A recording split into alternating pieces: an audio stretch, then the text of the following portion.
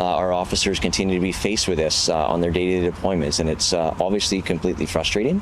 Getting closer to that by-election. Welcome back to Moose and Loose. My name's David. Today we've got some new polling data. This is coming just before Pierre Poilievre's by-election. This is national polling data, which should signal a little bit what's going on here. We've got a bunch of bizarre stories going on here. Giant statues being built, more outrageous crime in Canada. We've got a military vet absolutely ripping the Liberals a new one. Let's jump into this. Starting this one off, we've got some new Abacus polling data here coming from Simieritsch. Liberals 43%, the Conservatives 40%. This is about what I'd expect, because most people are still giving Carney the benefit of the doubt. Carney's still got that new shiny sheen, even though he's failed miserably to deal with Donald Trump. I think a lot of Canadians don't even know that he's failed to make a deal with Donald Trump. It's going to probably take a few weeks to filter through. At some point, Canadians will figure this out and we'll see these numbers start to switch. You also notice the NDP going up one, the Bloc down one. Not much else moving there until the NDP gets a new leader. Moving ahead, we got Mark Carney's government here maintains positive approval rating despite slip. A new poll is suggesting the popularity of Prime Minister Mark Carney and his government is cooling a little this summer.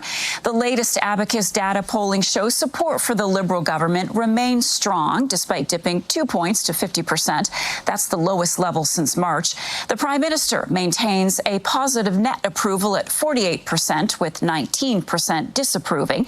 The poll was conducted in the week after 19 disapproving. Get real. There's no way it's only 19%. After President Trump imposed new 35% tariffs on Canada. This is 19% of people they polled. That's the key distinguishing point there. Who do they poll? I'm Albertan and think Mark Carney is failing miserably. Got this one from Juno News. It says Brookfield sees nearly $1 billion second quarter profit compared to last year. So I showed a graph maybe a couple days ago where Brookfield stock has gone up a lot in the past year, especially since Mark Carney got elected prime minister. I wonder why. As Britannia posts, it's okay. It's in a blind trust. Of course, he doesn't know what's in there. Completely blind. What's in there, guys? What's in my stock holdings? I bet Brookfield has a budget for the current fiscal year. Moving ahead, we've got this one. City of Calgary announces procurement of 120 electric transit buses. Did they not learn what happened in Edmonton? It's the same thing. They keep buying these stupid buses that don't work in Canadian climate. I'm sure these would work great somewhere down near the equator. They don't work in Canada. Enough of this. As Marty up north points out, this is going to be a $500 million fiasco. Look who owns these electric bus companies and who is a shareholder. Now, looking this up, Volvo owns this company and Brookfield doesn't have any ties with Volvo, nor does Mark Carney own Volvo in his portfolio. But I'm sure somebody at the city of Calgary has investments or some sort of tie there, or this is just a really dumb, bad decision. Moving ahead here, this whole fire ban situation, so I need to issue a retraction. There's a lot of information getting mismatched and mixed up and just a lot of moving parts. So to lay this out very clear, Nova Scotia has a ban on hiking, $25,000 fine. New Brunswick has a ban on hiking. No fines currently at the time of filming this. Newfoundland doesn't have a ban on hiking or going into the woods, but they increased their fines up to $50,000, $100,000, or $150,000 based on how many times the rules are violated in regards to starting a fire out in the bush. And PEI doesn't have a ban on hiking or going into the woods. I apologize for the confusion. I don't like making mistakes, but we've got some new information regarding the hiking ban, forest fires, all this in Eastern Canada. We've got Nova Scotia snitch line for reporting those being in nature illegally, either closed or overwhelmed. Multiple reports of users unable to get through. So I have heard this as well. People can't get through on this line. It's just like it's overloaded. I don't know if Canadians are calling in just pissed off, but this doesn't seem to work anymore. We've also got this one here. As we saw earlier, military veteran Jeff Evely went into the forest, got a $25,000 fine. Then they added on some taxes and victim fees, wrote him a ticket for $28,000.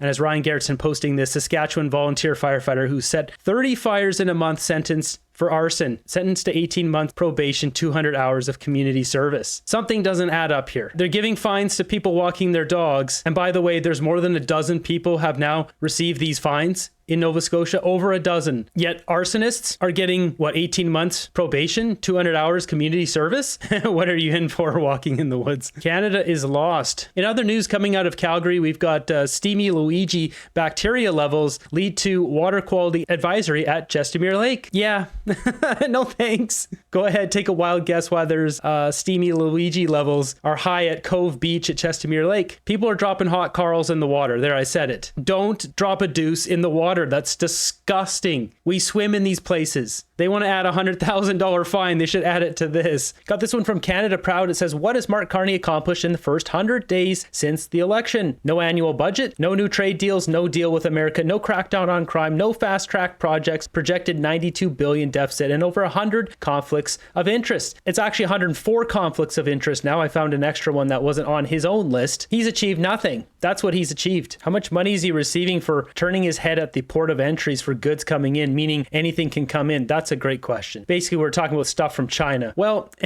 towering 50-foot Hanuman statue, the tallest representation of Hindu deity in Canada, is scheduled for unveiling in April next year. Crafted by sculptor Naresh Kumawat from Rajasthan and funded by the local temple management, the statue will be formally unveiled at the Hindu Sabha Mandir in Brampton. This is a new Brampton statue. And I believe this article is outdated because, as you can see, this thing is done and it's standing over... Look at this. This is in winter. It's standing over all these houses. Imagine living here and seeing this guy's butt out your back kitchen window.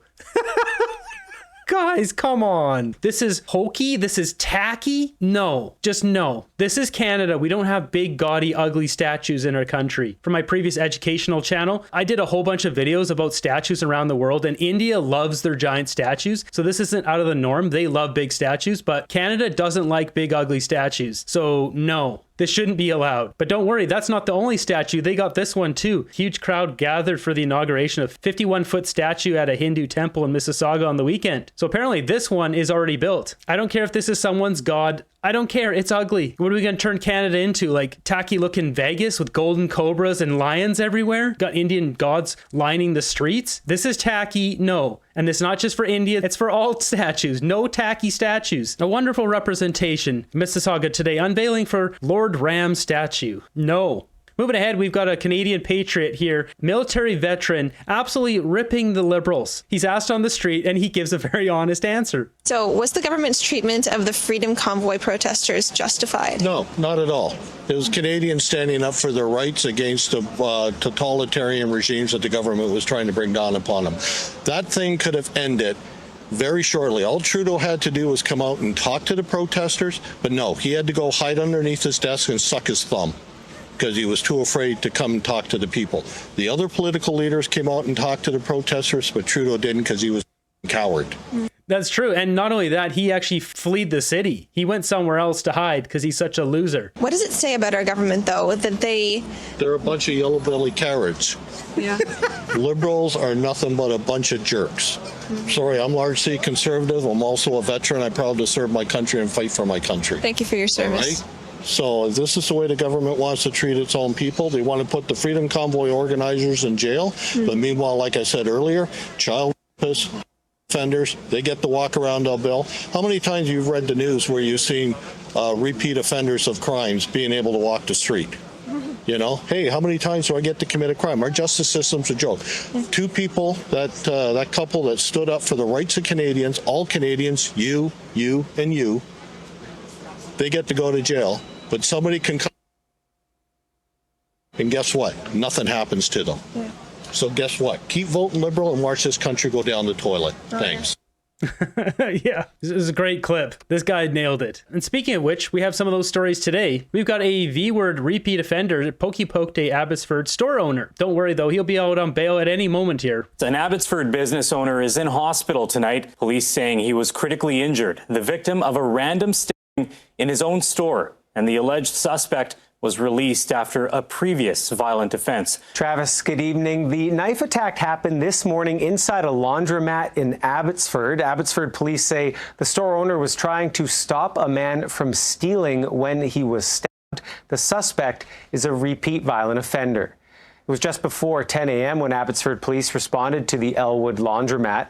On arrival, first responders located the business owner who had been stabbed and was suffering from life-threatening injuries.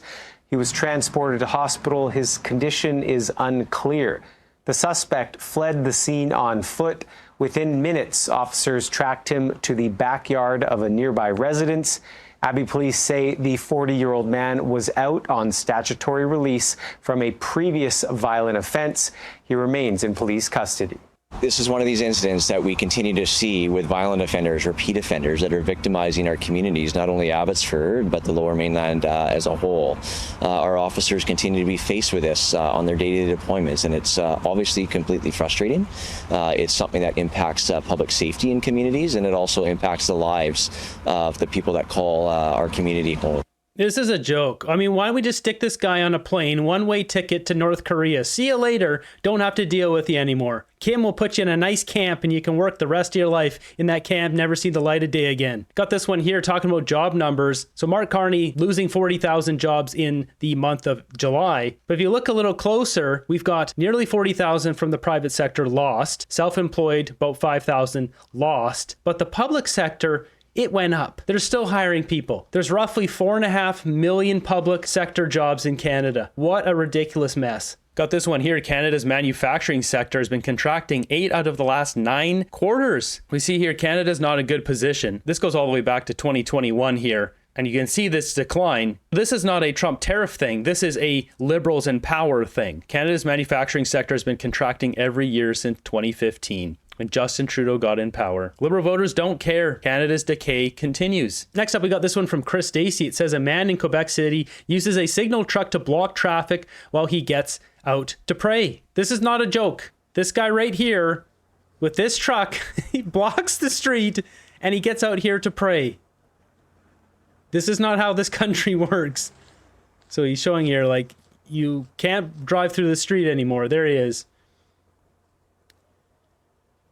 Pray to the concrete gods. Do this at home. Not on the job. Not in the middle of the street. No. We need to have rules. No public prayer in Canada. Period. So you can see people are turning around because they can't get through because this guy's too busy praying. You're fired. Somebody fire this guy. Moving ahead, we've got this one from Shazzy Goli. He says, is this true? Is this limited to India or other countries? What he's talking about is I found the reason you can't get a tech job. The South Asian Study Abroad Pipeline. There's a steady stream from India where grads from tier 2 and 3 engineering IT colleges get hired by outsourcing giants like TCS, Accenture, Cognizant, rack up 2 to 4 years of mid-career experience, then come to Canada on short diploma or masters, mainly a PR. Once they're here, they're PGWP eligible and go head-to-head with Canadian grads for entry-level analyst associate roles. The problem? These aren't entry-level candidates. They're mid-career professionals, LARPing as students willing to work for less, so employers snap them up. They end up absorbing all the associate coordinator analyst jobs, even though their experience would make them competitive for senior-level roles. Love them because they're getting fully trained mid-career professionals to fill entry-level new grad roles. This is ridiculous. Canadian grads, Canadian workers need to be prioritized first. That's what the law should say. That's how the law should play out in this country. We should bring in people if we don't have Canadians to fill those jobs. This has always been the case since 1950 and applicable for a majority of international students. The only reason why it's a concern now is because new jobs are not being created. The lack of startup and venture ecosystem in GTA and Canada is biting back Canada. Next up, we got a clip here of Sean Voigt. So he's been around the world singing his Christian songs. And what country was the most difficult to deal with? The most backlash. I've worshiped in Turkey, in Israel, in Iraq. I've gone into Mozambique, in all different parts of the world. And the biggest and most fierce resistance that I've faced has actually been in Canada. That's the biggest amount of persecution and resistance. And I did not expect that. But this goes to show you the heavy anti-Christian bias, the governmental tyranny, and really the need for the church to rise up and be bold in this hour. And, every single venue that we went to, not only did we face these, government entities that want to silence the church, but, every place there's the mob, the LGBTQ mafia shows up and the protesters and Antifa shows up. And their whole goal is to stop the people of God from doing what they've done for thousands of years. Stop the people of God from worshiping them. Shut up. Go into a room. Put a mask on. And you know what? I'm so thankful that a remnant church is rising in that nation, and we're starting to see a great pushback. It's just as embarrassing that Canada versus Iraq and these other countries, Turkey, Mozambique. Canada is the country that doesn't have free speech, that can't handle a Christian rock singer. This really just goes to show the deep control and power the CBC has over Canadian minds. The brainwashing has to end. Got this one from Sun Durin. Family outraged as Montreal woman's person who ended her can leave prison 5 days a week. This is a 17-year-old girl who was poked 72 times, and this guy's granted 5 days a week out of jail, out of the prison. A man who killed a 17-year-old girl by stabbing her 72 times has been granted 5 days a week absences from prison. Listen and watch this story. On January 25th, 2006, Brigitte was working the overnight shift at a Montreal gas station when 18-year-old Sébastien Simon and two accomplices arrived to rob the store. A struggle ended with Simon killing Brigitte. He stabbed her 72 times. A few days later, he was caught. 72 times. He shouldn't exist anymore. He pleaded guilty to first-degree murder and was sentenced to life in prison without the possibility of parole for 25 years. Now, after almost 20 years behind bars, the Parole Board of Canada has granted Simon the ability to leave prison on supervised visits up to 5 times per week for 8 hours at a time to perform community service. I don't know if it's shock or disbelief. I don't really believe in the system now after that. They are feeling the way most of us would feel. Criminologist Anthony Dube says the family's feelings are valid, but the parole board is just doing what it's supposed to. Their responsibility under the law is to look for ways of assisting his rehabilitation and reintegration, even though he did a horrible, horrible crime. Dube says 18 years into Simon's 25-year minimum prison sentence, the parole board is testing him to see if he's a good candidate for full parole. The life sentence is for us, the victim. It's not for them. The criminologist says over 1,800 murderers are out on parole in Canada right now, and the success rate is high, but that brings no comfort to those still mourning Brigitte. Honestly, this makes my skin crawl because he took away the life of this beautiful girl, and this is what's going to happen. Now he's going to be put back out there into the community. Who wants to live beside a psychopath like this? Yeah, 72 times. I have a thought process on this, which may seem a little bit extreme, but if you think about it logically, someone like this, it wasn't like he tripped and he was like, oopsies, and he poked someone. It was 72 times he intentionally poked that poor girl. This guy doesn't deserve anything now. He doesn't deserve anything. What he should be given is the opportunity to live in a facility where we can then test cancer drugs on him to find a cure. He should be mandated to help humanity. That should be his only option on this planet now. Whether that's using special treatments and radiation, all sorts of stuff to come up with medical cures, that should be his only option. And maybe we have a rule where if he does lead to a direct cure for cancer, for example, because he was subjected to injections of this, that, and the other and testing to find that, then maybe his sentence gets reduced after giving a massive gift to society. But even then, I don't think so. But I mean, that would be up for people to debate, but he shouldn't be allowed to go back into society. He owes that family, he owes society for what he did. He has to repay it. And him getting back out free doesn't do that.